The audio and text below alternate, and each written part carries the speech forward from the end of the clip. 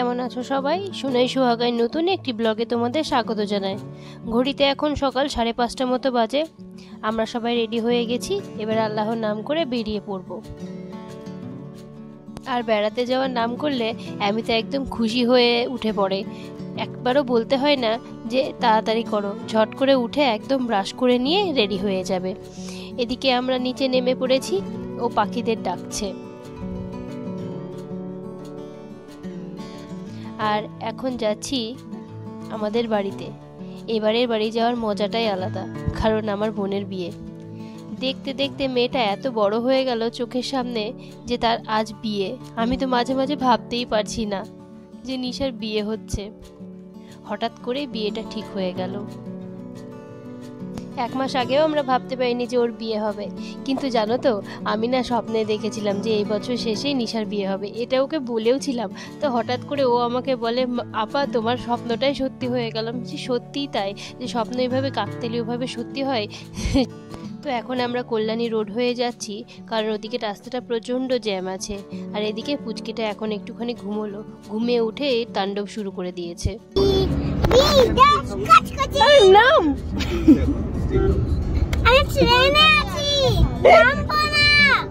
এই তাকাও, ট্রেনে আছে, ট্রেনে। ও মাই গড, পড়ে যায় যদি বাই চান্স ব্রেক ফেল মারে ছিটকে ট্রেনে আছে। চুড়ে চুড়ে মুড়ে আছে, চুড়ে চুড়ে নিচে তাড়ে উড়ে উড়ে উড়ে উড়ে কুচু কুচু কুচু কুচু ওটা ওটা ওটা আটা বুটে ওটা ওটা। আচ্ছা, বাড়ি যাওয়ার সময় আমার যে কি অবস্থা হয় সেটারই এক ঝলক তোমাদের দেখালাম। আর এবারে বাড়ি যাচ্ছি আমরা বাবুর সঙ্গে, মানে ভাই গাড়ি চালিয়ে নিয়ে এসেছে পুরো রাস্তাটা। তোমাদের সঙ্গে গল্প করতে করতে বাড়িও পৌঁছে গেলাম। হ্যাঁ, তোমাদের বলাই হলো না, নিশা হচ্ছে আমার বোন, আমার মেজো কাকুর মেয়ে।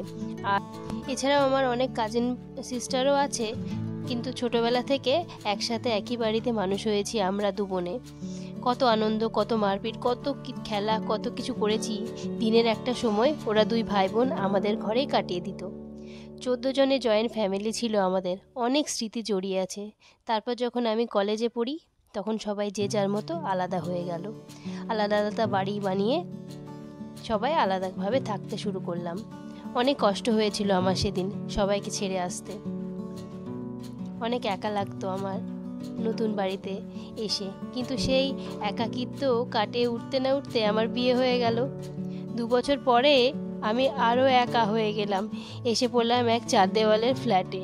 প্রথম প্রথম খুব কষ্ট হতো, তারপর সব অভ্যাস হয়ে গিয়েছিল। আর এখন আমার বাড়ি একদম গম গম করে চেঁচামেচিতে, এই দুটো ছানার দৌলতে। তোমাদের সঙ্গে গল্প করতে করতে বাড়িও পৌঁছে গেলাম। আম্মু বলেছিল আমরা যেন মাদ্রাসাতে না দাঁড়াই, কারণ দেরি হয়ে যাবে, তাই বাড়িতে এসেই খেতে হবে আজকে। অনেকদিন পরে সোজা বাড়িতে এলাম। এসেই দেখি আম্মু রান্নার আয়োজন করছে, তোড়জোড় শুরু হয়েছে। তারই মাঝখানে আমাকে একটু দেখিয়ে দিল যে নিশা আর নিশার বর, মানে আমাদের ভগ্নিপতির জন্য কি বানিয়ে রেখেছে।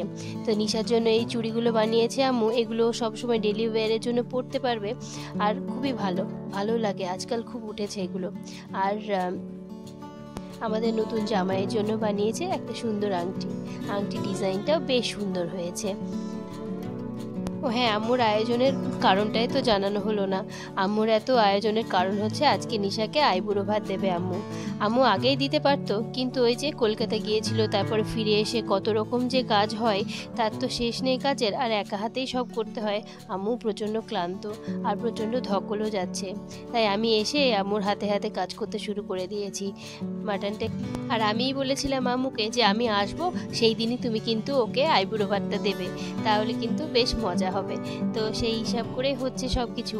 আর এখন রান্নাবান্না কমপ্লিট করে ও আসলে খাওয়া দাওয়া করে তারপরে একবার বিকেলে যাব ওই বাড়িতে দেখা করতে একটু মায়ের সঙ্গে দেখা করে সোজা চলে যাব বিয়ে বাড়িতে। কত দূর কি হচ্ছে না হচ্ছে দেখার জন্য। পুচকু তো এসেই চলে গেছে খেয়ে দিয়ে, জানো, ও একেবারে নিশার সঙ্গে আসবে ওই জন্য। এদিকে আমার ফ্রাইড রাইস হয়ে গেছে, খুবই সিম্পলভাবে বানিয়েছি। আম্মু বললো একটুখানি বেগুনি ভেজে নিই, তো একটু বেগুনি ভেজে নিচ্ছে। আর আম্মুর হাতে বেগুনির যে টেস্ট, সে আমি তো কোনোদিনও আনতে পারি না। আর এদিকে এই যে নিশার জন্য একটু পায়েস তুলে রেখেছে, চাটনি বানিয়েছে, পটল ভাজা করেছে, ডাল করেছে, মাছ ভাজা করেছে, ব্যাস সালাড। এই তো আজকের মেনু। কাল থেকে তো আবার বিয়ে বাড়ি শুরু হয়ে যাবে। কী যে ভালো লাগছে, আমার তো নিশার বিয়ে নিয়ে খুবই এক্সাইটমেন্ট ছিল যে ওর বিয়েতে আমি খুব ভালো করে সাজবো আর খুবই মজা করব। জানি না কতদূর কী হবে, তবে এই যে আম্মু ওর জন্য একটা শাড়ি কিনেছিল আর একটা ব্লাউজ, ওটাই ওকে দিল। আমি ওকে বললাম তুই ওটা পরে আয়, এসে ওটা পরেই তুই ভাতটা খাবি। কী যে ভালো লাগে এই দিনটা, ভাবতেই কেমন লাগছে যে নিশাকে আইবুড়ো ভাত দিচ্ছি। সে কি ছোট ছিল, আমার যখন বিয়ে হয় ও আমার থেকে প্রায় 10 বছরের ছোট। আমার যখন বিয়ে হয় ও তখন ছোট্ট পাড়া ছিল একদম, আমার পাশে পাশে থাকতো সব সময়ের জন্য।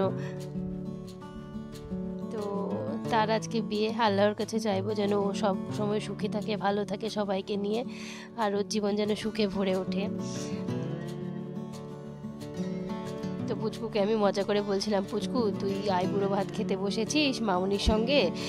তো খুব রাগাচ্ছিলাম ওকে, আবার রেগেও যাচ্ছিল, তবে বললাম না না এটা মজা করে বলছি। তো যাই হোক, এখন ও খাবে। আর পুচকুর পাপা এসে একটা কাজে চলে গেছে, তো ওই কাজটা হয়েও গেছে, এখন ওরা ফেরত আসছে, ওরা আসবে তারপর একসঙ্গে খাবো আমরা। তো এখন ও খাওয়া শুরু করুক। তো আমি ওকে বলছি খুবই সিম্পল মেনু, কিন্তু তোকে পুরোটাই খেতে হবে। তো বলছে যে খাবারগুলো দারুণ হয়েছে, আর আস্তে আস্তে খাচ্ছিল। আর বিয়ে নিয়ে অনেক প্ল্যান আছে, অনেক রকম, জানি না কত দূর কী হবে। তো তারপরে এখন ও বাড়ি চলে গেছে, আর এখন আমরা যাচ্ছি ওই বাড়িতে একটুখানি মায়ের সঙ্গে দেখা করবো। এখন বিকেল 4টে মতো বাজে, আর ওখান থেকেই মাগরিবের নামাজের পরেই সোজা চলে যাব কাকুদের বাড়িতে। বাড়িতে বিয়ে হলে কেমন একটা মজা লাগে না বলো? সেই আমার বিয়ে হয়েছিল আমাদের বাড়িতে 12 বছর আগে, তারপরে এখন নিশার বিয়ে, এরপরে আর কার বিয়ে হবে জানি না। তো দেখা যাক কার হয় না হয়। তাছাড়া অন্যান্য ভাই বোনের তো বিয়ে আছেই, মনিরা বিয়ে হলো গত বছরে, এবছরে নিশার হলো, সামনের বছর কার হবে জানি না। তো আমার না ফোনের চার্জটা শেষ হয়ে গেছিলো জানো, আর এসে দেখছি প্যান্ডেল মোটামুটি হয়েই গেছে, আর একটু বাদে চলে আসবে ডেকোরেশনের কাজের জন্য। ও যেখানে বসবে সেই জায়গাগুলো বানাবে, গেটটা বানাবে। আর এদিকে এসে দেখছি বড় মামি, মানে নিশার বড় মামি মেহেন্দি পড়তে শুরু করে দিয়েছে। বলছে কালকে সুযোগ পাবো না, সময়ও পাবো না, অনেকটাই হ্যাপা হয়ে যাবে, তাই আগেই পড়িয়ে নিচ্ছি। তো আমি ভাবলাম যে এই সুযোগটা আমিও মিস করব না, আমিও পড়িয়ে নেব নিশার সঙ্গে। ব্রাইড নিজেই মেহেন্দি পরাতে শুরু করে দিয়েছে সবাইকে। তো আম্মু বসে পড়েছে মেহেন্দি পড়তে, আর এদিকে লোকজনও চলে এসেছে ডেকোরেশনের। ওদের ডেকোরেশনের কথা কি বলবো তোমাদের, একটুখানি বলি। তো দ্য ইভেন্ট ভাইব নামে একটা পেজ আছে, দেখবে ফেসবুকে, ওদের থেকে সব ডেকোরেশন করা হয়েছিল। এত ভালো কাজ করেছিল ওদেরকে যে তোমরা জাস্ট দেখো, আমি বলবো না কিছু, এত সুন্দর কাজ ওদের বলার নেই। আর কাজটা পুরোটাই করেছিল আমার ভাইয়ের বন্ধু বাপন ও, আর ভিডিওগ্রাফিও ওই করেছিল। তোমরা যারা ফেসবুকে আমাদের ছবিগুলো দেখে নিয়েছো তারা হয়তো বুঝতে পারবে যে কতটা ভালো এসেছিল ছবিগুলো, আর যারা দেখোনি তারা মাসুমা সুলতানা ফেসবুক প্রোফাইলে গিয়ে চেক করে নিও, ছবিগুলো দেখে নিও। মারাত্মক সব ছবি এসেছে, কিছু বলার ভাষা নেই। তোমরা যদি চাও ওদের সঙ্গে কন্ট্যাক্ট করতে পারো, আমি কমেন্টে লিঙ্ক দিয়ে দেব আর ডেসক্রিপশনও দিয়ে দেব। আর এই যে এখানে বড় বিটি, তারপর সবাই পড়েছে মেহেন্দি, নিশা সবাইকে মেহেন্দি পরিয়ে দিয়েছে। আর ওই যে হচ্ছে পপি আন্টি, নিশার মামুনি। আর এখানে সব বাচ্চা কাচ্চাও পড়তে শুরু করে দিয়েছে, কারণ জানি না কালকে কখন কি হবে না হবে। আর এদিকে চলছে ডেকোরেশনের। কেমন হয়েছে? আমি ভালো, দারুণ সুন্দর। বেশ অনেকটা টাইমই লাগলো কাজটা করতে, আর পুরোটাই ওদের উপর ছেড়ে দিয়েছিলাম। ওরাই সিলেক্ট করেছে থিমটা, ওরাই করছে সব কিছু। আর এই যে মামিরাও চলে এসেছে, বড় মামি তো আগে এসেছিল, নানু দিদুন, আর এখন ছোটো মামি মেজো মামি সবাই চলে এসেছে। আর নিশার মামি মানে আমারও মামি। তো ভাবলাম চলো এখন যাই, গিয়ে উপরে প্যান্ডেলটা একটু দেখে আসি, যেখানে খাওয়া দাওয়া হবে আর কি। নিচে জায়গা করেছে বর বসার, আর এই যে এখানে প্যান্ডেলটা সবাই দেখতে চলে এসেছি আমরা।